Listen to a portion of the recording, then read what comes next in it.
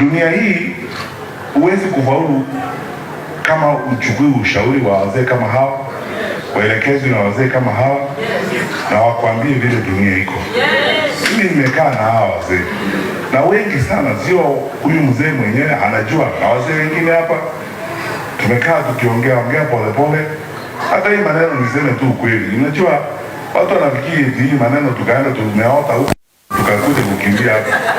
Nimeitwa viongozi wengine, hata viongozi wa dini walikuwa wananiambia wewe sasa bwana, hapana ogopa, kuja tusaidie nchi.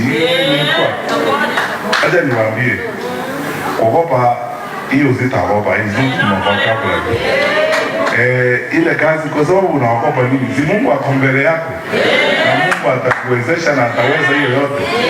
Kwa hivyo tuombeane na pamoja, tuheshimiane, tuweke heshima kati yetu sisi wote, na viongozi tukumbuke kwamba this is only a stage. Tuko na historia ndefu ya kuandika ya nchi yetu ya Kenya.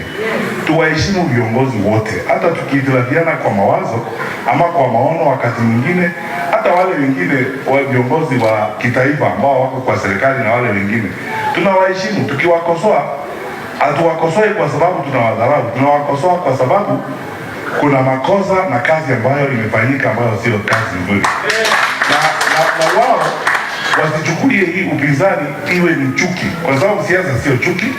Tukisema hii kitu haifanyi kazi, hakuna chuki kwa mtu, kwa sababu ukisema useme MCA wetu leo amevaa suti ya blue, hiyo ni makosa.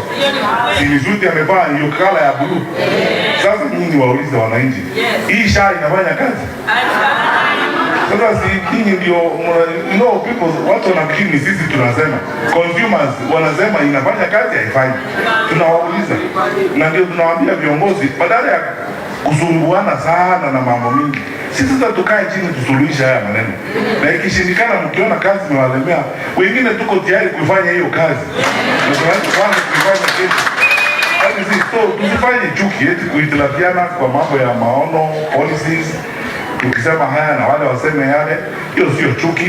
Eti tuanze kugawanya wananchi, eti tuanze sasa kuambia watu ni kabila hii inataka kuleta shida. Shida yetu haibagui kabila.